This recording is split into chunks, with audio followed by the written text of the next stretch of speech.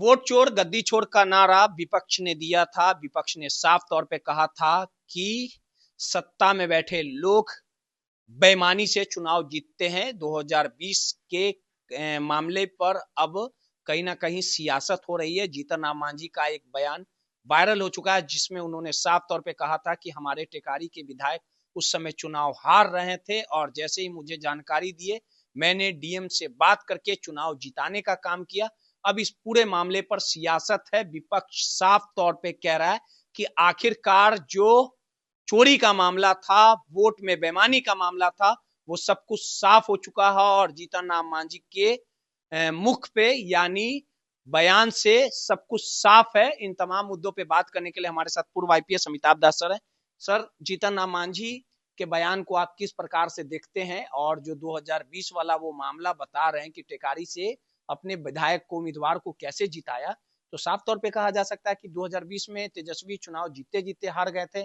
बेईमानी का आरोप भी तेजस्वी ने लगाया था और चुनाव आयोग की निष्पक्षता पर मांझी ने बड़ा दाग लगा दिया, सवाल उठा दिया।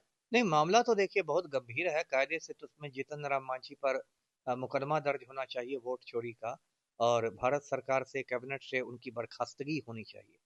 देखिए, दर्शक जानते हैं जीतन राम मांझी जो है बिहार के मुख्यमंत्री रह चुके हैं, अभी भारत सरकार में मंत्री हैं।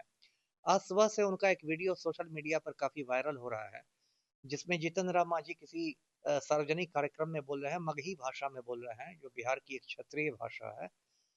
और उसमें जीतन राम मांझी बोलते हैं कि सन 2020 में, यानी पिछले विधानसभा चुनाव में, टेकारी सीट पर, टेकारी गया जिले में एक सीट है, टेकारी सीट पर उनकी पार्टी के उम्मीदवार अनिल कुमार 2700 वोटों से चुनाव हार रहे थे। उसके बाद अनिल कुमार ने जीतन राम मांझी को फोन लगाया और कहा कि आप कुछ उपाय कीजिए। तो जीतन राम मांझी ने गया के डीएम से बात की, अभिषेक सिंह से, और डीएम ने बेईमानी करके इस हारते हुए उम्मीदवार को जिता दिया। उसके बाद जीतन राम मांझी ने कहा कि देखिए, इस बार 2025 में ये अनिल कुमार 1600 वोट से हार गए, मैदान छोड़ के भाग गए। इस बार भी उन्होंने मुझसे बात की होती तो मैं उनको चुनाव जिता देता।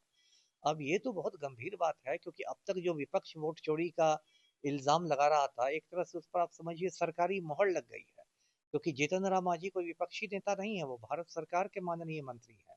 तो अब तो एक तरह से भारत सरकार ने मान लिया कि हाँ, इस देश में वोट चोरी हो रही है। तो ये बहुत गंभीर मामला है। और पिछले 1-2 साल में देखिए, वोट चोरी का मामला बहुत गरमाया हुआ है। अभी 14 दिसंबर को दिल्ली के रामलीला मैदान में कांग्रेस ने बहुत बड़ी रैली की थी, वोट चोर गद्दी छोड़ रैली।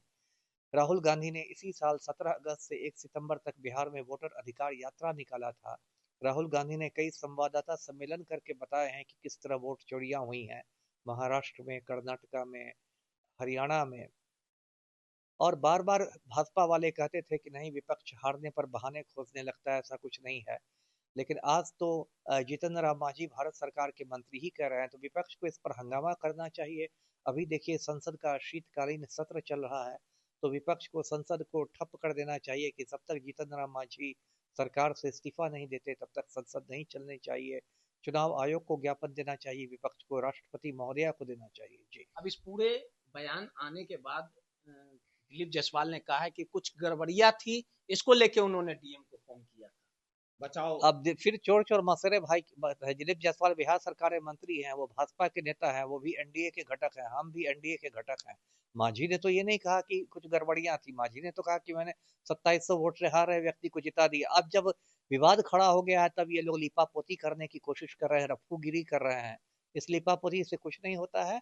मैं आपके चैनल के माध्यम से मांग करूंगा कि जीतन राम मांझी पर मुकदमा हो वोट चोरी का, और मंत्रिमंडल से उनकी बर्खास्तगी हो। चलिए, सीधे तौर पे जीतन राम मांझी ने जो वक्तव्य दिया, साफ तौर पे बताया कि कैसे डीएम को फोन घुमा के हारे हुए उम्मीदवार को उन्होंने जिताने का काम किया। अब इस पूरे प्रकरण पे लगातार चुनाव आयोग की निष्पक्षता पर तो सवाल उठा ही। कहीं ना कहीं जीतन राम मांझी ने अगर ऐसा किया तो पूर्व आईपीएस अमिताभ दास सर ने कहा है कि जीतन राम मांझी से इस्तीफा लिया जाए और एफआईआर दर्ज किया जाए।